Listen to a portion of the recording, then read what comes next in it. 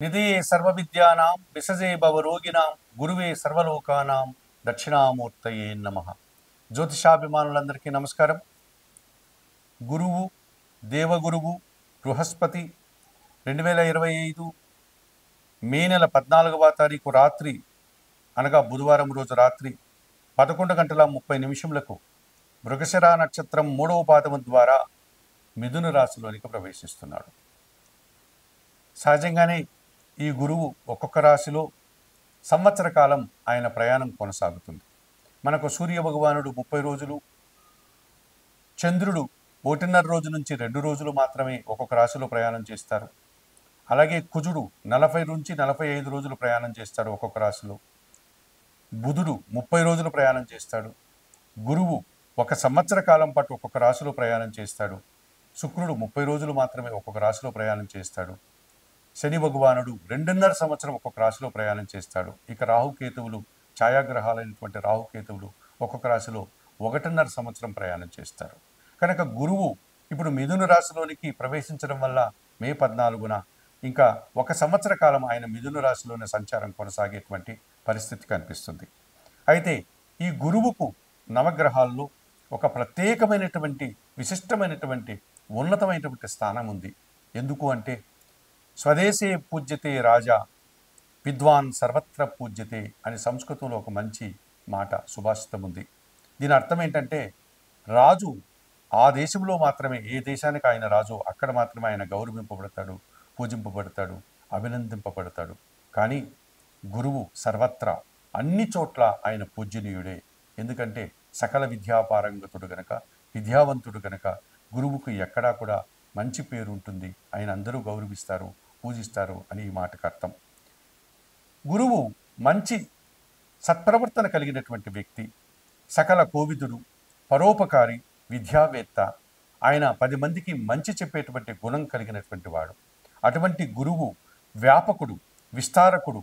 ఆయన చేసేటువంటి పని అతి సునాయాసంగా విస్తరింపజేయడానికి అవకాశం ఉంటుంది.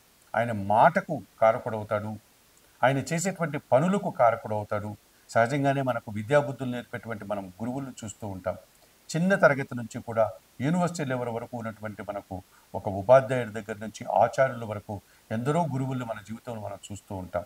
వీరందరూ కూడా వారి మనసులో ఉన్నటువంటి ఆశయాల్ని, వారి మనసులో ఉన్నటువంటి మంచి మాటలను మన హృదయాల్లో దాన్ని నాటి మనము అభివృద్ధి పథంలో ముందుకు వెళ్ళాలని కోరుకునేటువంటి నిస్వార్థపరులు గురువులంతా కూడా. వారి యొక్క ముఖారాన్ని అనగా ముఖారవిందాన్ని, వారి యొక్క స్వరూపాన్ని, వారి ముఖాన్ని వారు అద్దంలో చూసుకున్నట్టుగా విద్యార్థుల యొక్క ముఖాల్లో చూసుకుంటూ ఉంటారు. విద్యార్థుల యొక్క ముఖాలని అద్దాలుగా భావించి అక్కడ వారి ప్రతిబింబాన్ని చూస్తారు.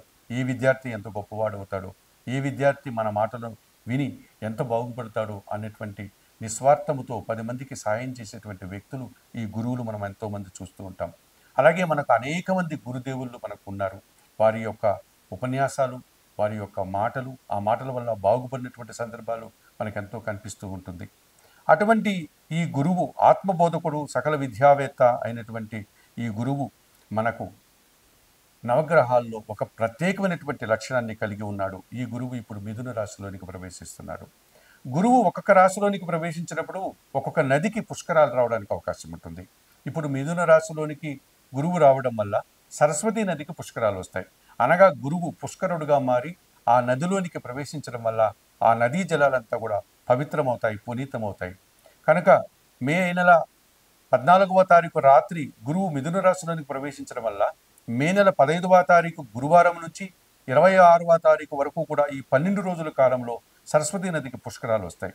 ఈ పుష్కరం వచ్చినటువంటి సమయాల్లో ఈ 12 రోజుల కాలంలో ఎవరైతే ఆ నదిలో స్నానం చేస్తారో వారికి చేసినటువంటి కర్మలు అన్నీ కూడా ప్రక్షాళన అయిపోతాయి, పాపకర్మలన్నీ తీరిపోతాయి.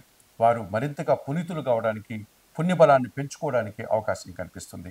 అలాగే పుష్కరంలో నదీ స్నానంతో పాటు, పునీతమైనటువంటి నదీ స్నానంతో పాటు ఆ సమయంలో మన పితృదేవతలకు గన మనం తర్పణాలు ఇచ్చి, దానాలు ఇచ్చి, వారికి గన పూజాది కార్యక్రమాలు నిర్వర్తిస్తే ఆ పితృదేవతలు కూడా పితృలోకాల్లో వాళ్ళు శాంతించి మనల్ని, మన కుటుంబ అభివృద్ధిని కోరుకుంటూ మనల్ని ఆశీర్వదిస్తారు.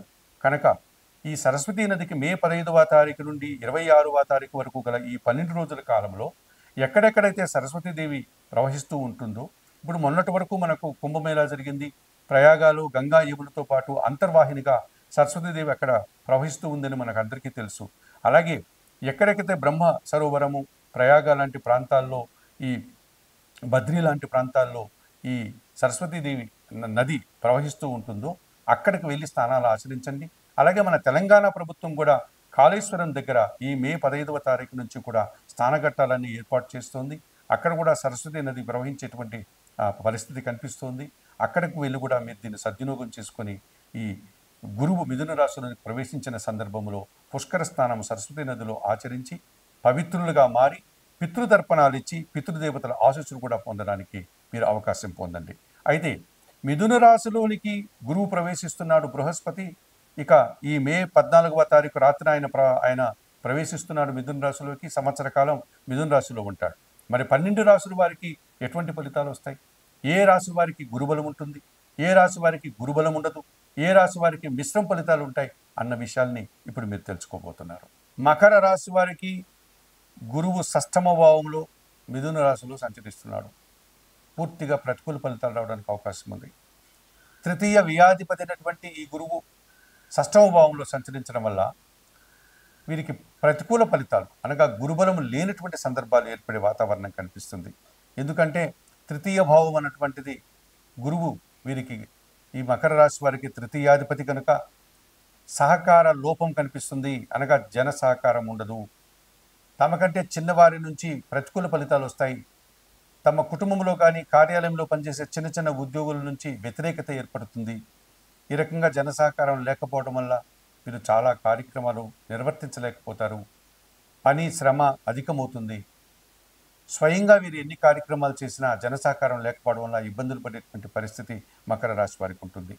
అలాగే వ్యయాధిపతి కూడా గురువు కనుక ఖర్చులు మితిమీరిపోతాయి, చదువులు కష్టమైపోతాయి, వీరు చేసేటువంటి పనులంతా కూడా వృధా అయిపోతాయి, సమయాన్ని వృధా చేసుకోగలుగుతారు, వీరి తెలివితేటలంతా కూడా పనికి రాకుండా పోతాయి. ఈ రకంగా ఈ మకర రాశి వారికి వ్యయాధిపతి గురువు కావడం వల్ల పని భారము శ్రమ వృధా అయ్యేటువంటి పరిస్థితి కనిపిస్తుంది. అలాగే షష్ఠమ భావంలో మిథున రాశిలో సంచరించడం వల్ల గురువు వీరు విద్యార్థులకు మంచి ఫలితాలు రావు, పోటీ పరీక్షల్లో మంచి ఫలితాలు పొందలేకపోతారు, ఉద్యోగాలు రాకపోతాయి, ఇంటర్వ్యూల్లో వీరు సఫలీకృతం కాలేకపోతారు. అలాగే చిన్న చిన్న అనారోగ్యాలు వెళ్ళి ఇబ్బంది పెట్టేటువంటి సూచన కనిపిస్తుంది. మనుషులతో కలహాలు రావడానికి, అభిప్రాయ భేదాలు రావడానికి, మనస్పర్ధలు రావడానికి అవకాశం కనిపిస్తుంది. ఈ రకంగా గురువు పూర్తిగా ప్రతికూలంగా సంచరించడం వల్ల మకర రాశి వారు సిద్ధి సాయినాథుని దర్శించి సోమవారికి పూజాది కార్యక్రమాలు అభిషేకాలు నిర్వర్తించండి. అంత దూరం వెళ్ళలేని వారు మీకు విద్యాబుద్ధులు నేర్పినటువంటి గురువులను సందర్శించి వారికి పసుపు వర్ణపు పన్నును సమర్పణ చేసి వారి పాదాలకు నమస్కరించి వారి ఆశీస్సులు పొందండి. అలాగే సిద్ధి సాయినాథుని జీవిత చరిత్ర కానీ, దత్తాత్రేయ స్వామి వారి జీవిత చరిత్ర గురు చరిత్ర కానీ పారాయణం చేయండి. ఈ రకంగా చేయడం వల్ల మీరు గురుబలాన్ని కాస్త పొందగలుగుతారు. ప్రతికూలంగా ఉన్నటువంటి షష్ఠమ భావంలో ఉన్నటువంటి గురు సంచారాన్ని సానుకూలపరుచుకొని మీరు కాస్త ప్రశాంతంగా ఉండడానికి అవకాశం ఉంటుంది.